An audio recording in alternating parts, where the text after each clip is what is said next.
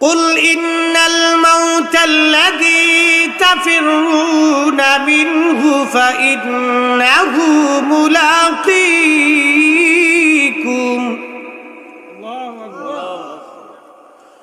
ثم تردون إلى عالم الغيب والشهادة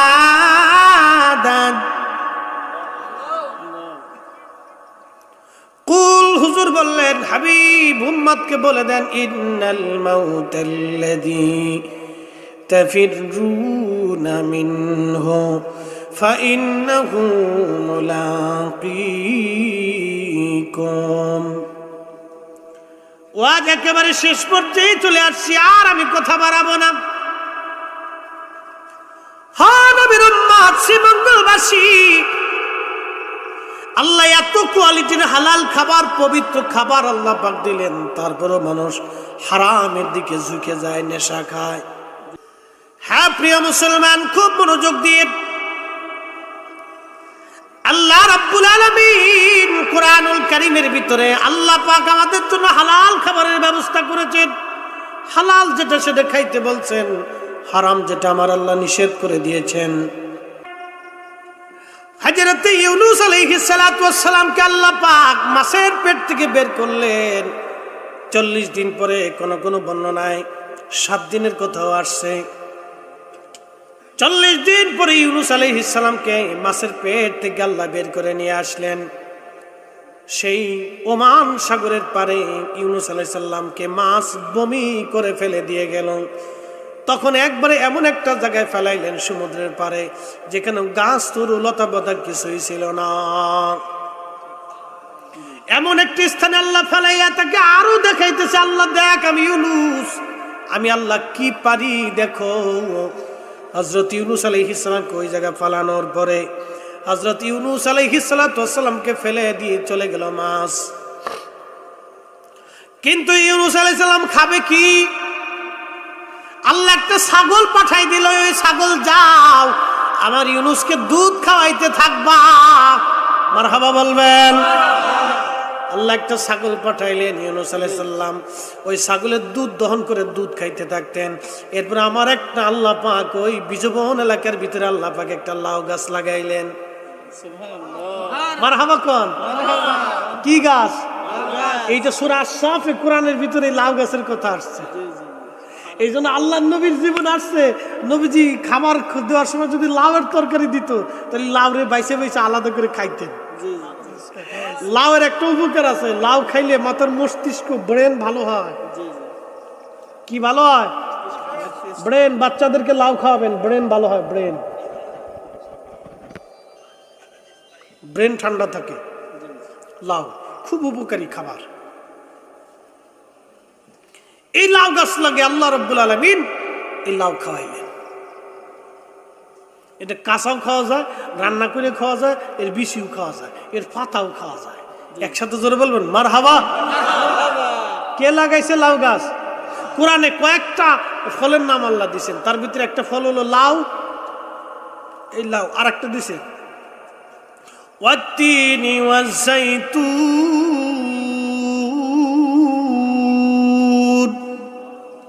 একটা 3 ফল আর একটা জৈতুন ফল। একসাথে বলবেন মারহাবা। এই 3 ফল জৈতুন ফল। আর একটা খাবারের কথা বলছে আল্লাহ, লাবান, দুধের কথা। আর একটা খাবারের কথা কইছে মধু। দুধ, মধু, এই 3টার কথা।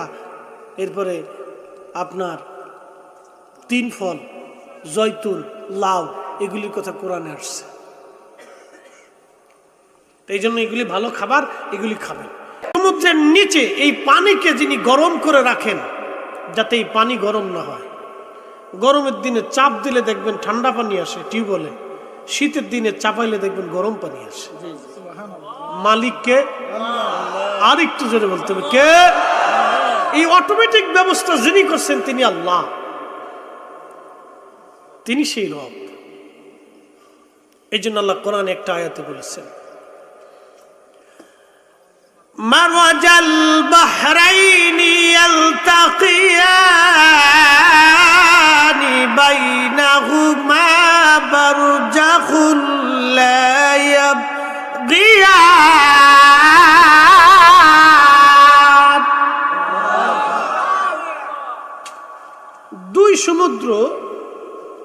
দুইটাকে মিলিত হয়েছে, একটার পানি ঘোলা আর একটার পানি পরিষ্কার। কোন পানির সাথে কোনো পানি মিলে না, যার যার কক্ষপথে শেষে পরিচালিত হয়। আর একটু জোরে বলবেন, বেশি দূরে যাওয়া লাগবে না। আমাদের ফরিদপুরে দুইটা নদী আছে, একটা যমুনা আর পদ্মা, মিলিত হয়েছে আরিচা ঘাটে। যমুনার পানি আসে স্বচ্ছ, পদ্মার পানি আসে ঘোলা। আরিচা ঘাটে যখন মিলিত হয় তখন যমুনার পাড়ের এই অংশে পরিষ্কার থাকে, পদ্মার পাড়ের অংশে ঘোলা থাকে। মালিককে মারজাল বাহরাইনি ইয়ালতাকিয়ানি বাইনাহুমা বারজাখুল লা ইয়াবগিয়ান।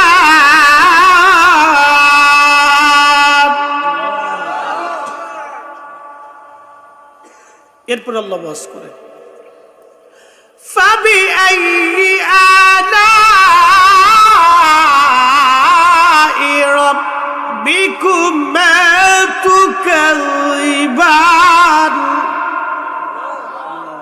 হে মানুষ আর জিন, ও মানুষ আর জিন, তোমরা আল্লাহর দেওয়া কোন কোন কোন কোন নিয়ামতকে তুমি অস্বীকার করবে?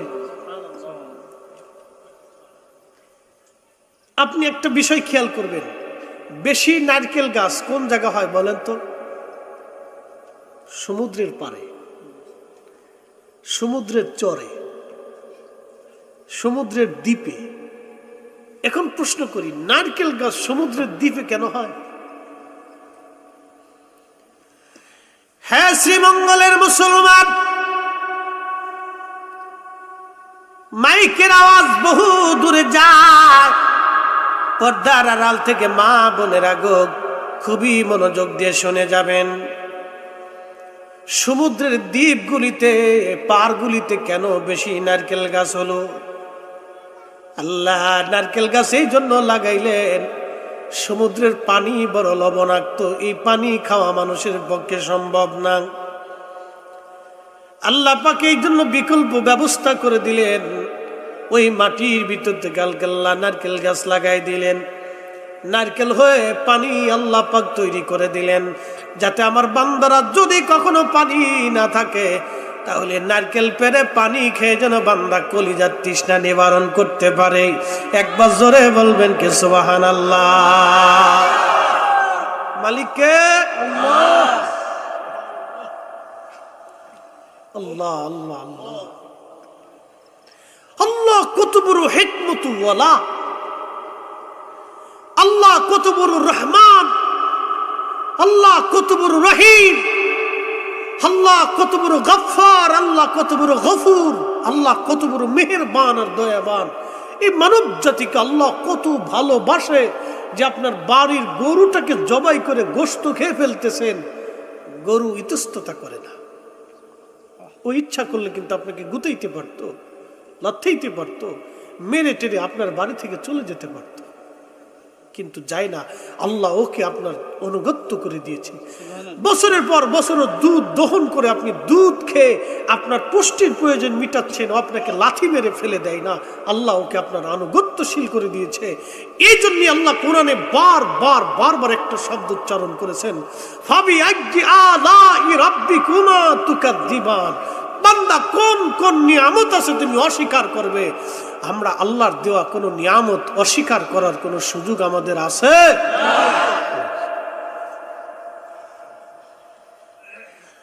আপনি যদি চলে যান সুন্দরবন, আমি গিয়েছি কিছুদিন আগেও সুন্দরবন থেকে ঘুরে আসলাম। বাজান খুব মনোযোগ দিবেন, পাশে বিরাট বড় বঙ্গোপসাগর, বিরাট বড় সুন্দরবন আল্লাহ বানাইলেন। যদি সমুদ্রের পাড়ে যান দেখবেন ঝাউ গাছ আছে। কি গাছ? ঝাউ গাছ আছে।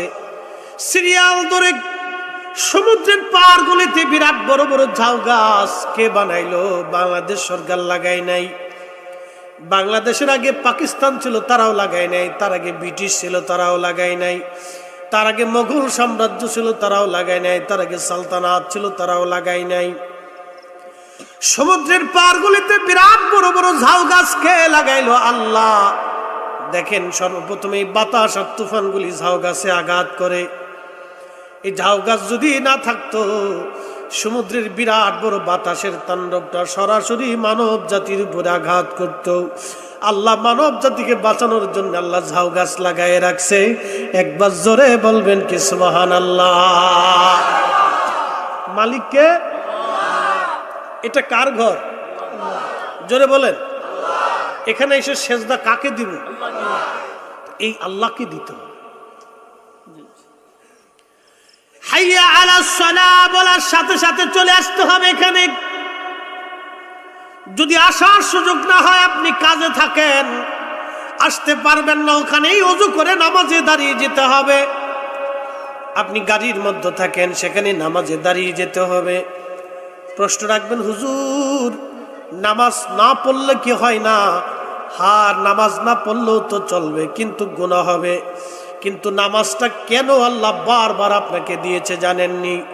এজন্যই দিয়েছে বান্দা যাতে এই 5 ওয়াক্ত নামাজে 17 দুগুণে 34টা সেজদা আল্লাহকে দেয়। ফরজ রাকাতগুলি 17টা ফরজ রাকাত আছে। 5 ওয়াক্ত নামাজে 17 রাকাত ফরজ, 34টা সেজদা মাত্র আল্লাহ চায়। বান্দা সারাদিন 24 ঘন্টা আমি আল্লাহ তোমার জন্য রিজিক দিলাম, বান্দা খাবার দিলাম, তুমি আমি মালিক, আমি আল্লাহকে সেজদা দাও। বেশি আল্লাহ চাই নাই, মাত্র 17টা সেজদা। 17 দুগুণে 34টা সেজদা আল্লাহ চেয়েছে, বেশি চাই নাই। খুব মনোযোগ দিন, মাত্র 34টা সেজদা আল্লাহ চেয়েছে, বেশি চাইনি, মাত্র 34টা সেজদার ভিতরে পড়ে যখন বলবেন সুবহান রব্বিল আলা, উচ্চারণ করার সাথে সাথে আল্লাহ পাক বলে, ফেরেশতারা আমি তাকে কাম দিয়েছি, ক্রোধ দিয়েছি, লোভ দিয়েছি, হিংসা দিয়েছি, কামনা দিয়েছি, বাসনা দিয়েছি, সমস্ত নেগেটিভ পজিটিভ দিয়ে আমি বান্দাকে সৃষ্টি করেছি। ওর পেটে ক্ষুধা আছে, যৌন চাহিদা আছে, ওর লোভ আছে, ওর হিংসা আছে, কামনা বাসনা অহংকার সব আছে। আমি আল্লাহ সব নেগেটিভ পজিটিভ সব সৃষ্টি করে ওকে দুনিয়াতে পাঠিয়েছি। সব কিছুকে লাথি মেরে ফেলে দিই আমার বান্দা আমার ঘরের মধ্যে এসে সেজদার মধ্যে পড়ে যে আমার বড়ত্ব মহত্ব আমার বান্দা স্বীকার করতেছে। ফেরেশতা তোরাই আমার বান্দা সৃষ্টি করতে নিষেধ করেছিলি, দেখ আমার বান্দার আমার সেজদার মধ্যে পড়েছে, যা আমি আমার এই বান্দার জীবনের সমস্ত গুনাহগুলিকে মাফ করে দিলাম। ওলি এমনি হয় মানুষ। ওলি হুজুর গাউসে পাক মহিউদ্দিন আব্দুল কাদের জিলানী রাহিমাহুল্লাহ এশা রুজু দিয়ে একটানা 40 বছর ফজরের নামাজ পড়েছেন। আল্লামা শাইখ আব্দুল হক মুহাদ্দিস দেহলভী জজবুল কুলুব ইলা দিয়ারুল মাহবুবের মধ্যে তিনি ঘটনা লিখেছেন। একসাথে বলা যাবে মারহাবা। এক টানা পড়েছেন।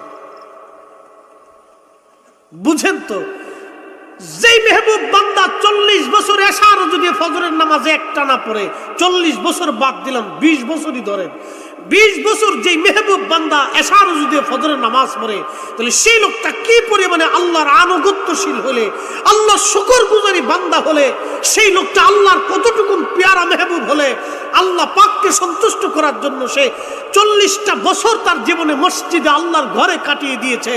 একসাথে জোরে বলবেন মারহাবা। এদের সম্পর্কে আল্লাহ কোরআন এই জন্য স্পষ্ট ভাষায় বলেছেন, ইন্নাল্লাযীনা আমানু ওয়া আমিলুস সালিহাতি উলাইকা হুম খায়রুল বারিয়া।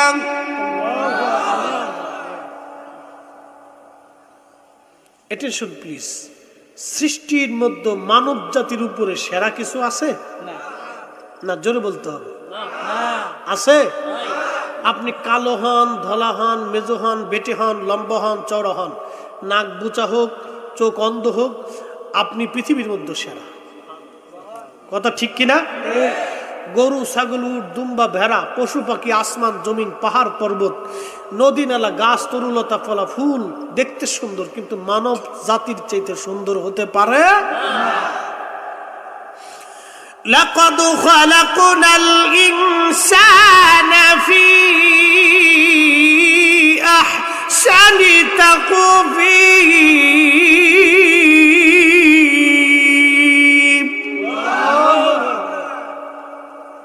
মালিককে আল্লাহ বলতেছে, লাকাদ খালাকনাল ইনসানা ফি আহসানি তাকওয়িম।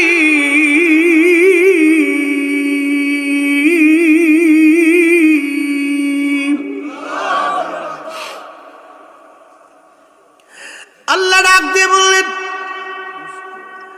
আমি এই মানব জাতিকে সুন্দর অবয়ব দিয়ে সৌন্দর্য দিয়ে আমি আল্লাহ সৃষ্টি করেছি। কত চমৎকার! আল্লাহ পাখিদের বেলায় বলেন নাই, ফুলের বেলায় আল্লাহ বলেন নাই, চাঁদ সূর্য নক্ষত্র তরুলতা পাতা গাছ বৃক্ষ মৎস্য পশু পাখি আসমান জমিন কোন সৃষ্টির কথা আল্লাহ সুন্দর বলেন নাই। এমনকি ফেরেশতাদের ব্যাপারেও আল্লাহ কথা বলেন নাই, জিন জাতির বেলায় আল্লাহ কথা বলেন নাই। ফেরেশতারা নূরের তৈরি, তারপরেও আল্লাহ সে কথা বলেন নাই। আল্লাহ মানব জাতির ব্যাপারে বলেছেন, আমি আল্লাহ এই মানব জাতিকে সুন্দর অবয়ব দিয়ে আমি আল্লাহ সৃষ্টি করেছি।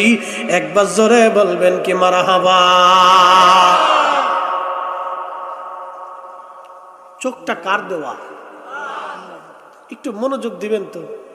এই লাইট দিয়ে আপনি পৃথিবী দেখেন, সরকারকে বিল দিয়ে দিতে হয়। সূর্যের আলো আজ পর্যন্ত আল্লাহ কোটি কোটি বছর, পৃথিবীর বয়স কোটি কোটি বছর। এই মানব জাতির আগে জিন জাতি ছিল। কোটি কোটি বছর আল্লাহ জিন জাতির আগে পৃথিবীতে বসবাসের জন্য কোন জাতি আল্লাহ পাঠান নাই। মানব জাতির আগে জিন জাতি ছিল। জিন জাতির পরে আল্লাহ মানব জাতি পাঠাইলেন। কোটি কোটি বছর আল্লাহ পৃথিবী চালাচ্ছেন। এই কোটি কোটি বছরে আল্লাহ সূর্য বানায় রাখছেন। এই সূর্যটাকে জ্বালানোর জন্য প্রত্যেক দিন lakh lakh crore crore billion trillion ton gas আল্লাহ ব্যবহার করেন। এই যে আপনাদের সিলেটের মাটির নিচে গ্যাস আল্লাহ দিয়েছেন। 360 আউলিয়ার দেশের রুহানি সন্তানেরা মনোযোগ দেন। যদি আল্লাহ এই মাটির নিচে গ্যাস না দিতেন, প্রাকৃতিক সম্পদ এত পরিমাণে দিছেন আল্লাহ, এত পরিমাণে গ্যাস আল্লাহ দিলেন, এত পরিমাণে আল্লাহ পাক দিয়ে দিলেন, যেই পরিমাণ যদি আপনি বর্ণনা করেন শেষ করা সম্ভব হবে না। এত পরিমাণে গ্যাস আমার আল্লাহ সিলেটের মাটির নিচে আমার আল্লাহ পাক দিয়ে দিলেন। আল্লাহ খুব মনোযোগ দেন। যদি আমার মালিকে গ্যাস না দিতেন আমাদের কিছুই কি করার ছিল? কোনো ক্ষমতা আছে আমাদের? নাই। দিলেন আল্লাহ। কেন দিলেন দেখেন, আপনি একটু দেখেন। সিলেটের এরিয়া বাদ দিয়ে তারপরে কিন্তু ভারত আছে, ত্রিপুরা আছে, আসাম আছে। এই সমস্ত অঞ্চলে কিন্তু মাটির নিচে গ্যাস নাই।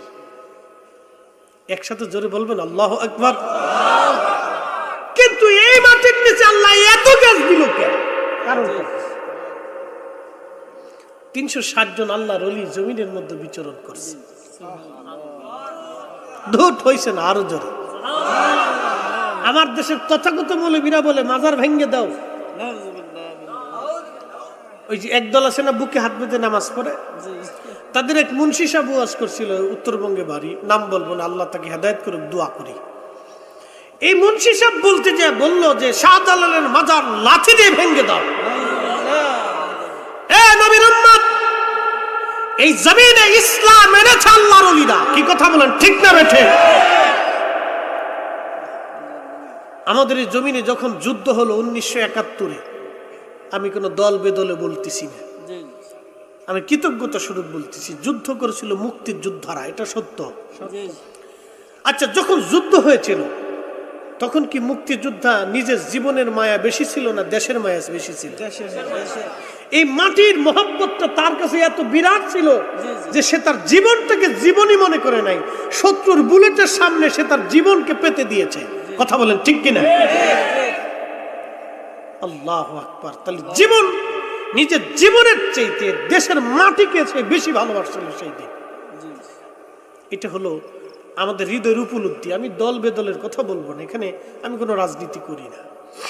আপনি কে কোন দলের অনুসারী আমি জানি না, হতে পারেন রাজনৈতিক দল ভিন্নতা থাকতে পারে, কিন্তু মুক্তিযোদ্ধারা আমাদের দেশের সূর্য সন্তান। কি কথা বলেন, ঠিক কিনা? শ্রেষ্ঠ সন্তান, এটা মানতে হবে, কারণ ওনারা জীবনের চাইতে দেশের মাটিকে বেশি ভালোবাসে যুদ্ধ করেছে। কথা ঠিক কিনা? এটাই সত্য, মানতেই হবে। এই জন্য তেনাদের সম্পর্কে বহু গান, বহু কবির কবিতা, বহু লেখনী তাদের লেখে তাদের জীবনীর পর্যালোচনা করে গেছেন। কত কবি কত ভাবেই লিখেছেন। কোন এক গায়ক লিখে ফেলেছিলেন তখনই, মোরা একটি ফুলকে বাঁচাবো বলে যুদ্ধ করি, মোরা একটি ফুলকে বাঁচাবো বলে যুদ্ধ করি, মোরা একটি ফুলকে বাঁচাবো বলে যুদ্ধ করি, মোরা একটি মুখের হাসির জন্য বস্ত্র ধরি, মোরা একটি মুখের হাসির জন্য যুদ্ধ করি। এই যে ত্যাগ, অ্যাটেনশন। আজকে এখানে হুজুর বসে আছেন, মোহতারাম অতিথিরা বসে আছেন, আপনারা আমাকে দাওয়াত করে আনছেন, রিসিভ করে আনছেন, ভালো মন্দর খাবারের জন্য ব্যবস্থা করেছেন, যাওয়ার সময় কিছু হাদিয়াও আপনারা আমাকে দিয়ে দিবেন। কিন্তু এই মাস শাহজালাল আমিনী মুজাররিদি 360 আউলিয়া যখন জমিনের রন্দে রন্দে ঘুরেছিল, তাদের জন্য মঞ্চ তৈরি করা হয় নাই, ভালো মন্দ খাবারের ইন্তজাম করা হয় নাই, রাস্তা বাতলিয়ে দেওয়া হয় নাই, গাছের নিচে ঘুমিয়ে পাহাড়ের গুহার মধ্যে বাসা বেঁধে হাজার হাজার মাইল পথ পায়ে হেঁটে হেঁটে দুর্গম গিরিকান্তার মরুদুস্তর পারাবার এই মরু পথগুলি অতিক্রম করে এই জমিনে এসে তারা কালেমার দাওয়াত দিয়েছিল। তারা যেই রাস্তা দেখিয়েছে আমরা সেটাই মানব। ওলি আল্লাহর বাংলাদেশ, ওলি আল্লাহর দেওয়া ইসলামে দেশেই চলবে। কথা বলেন ঠিক না বেঠে?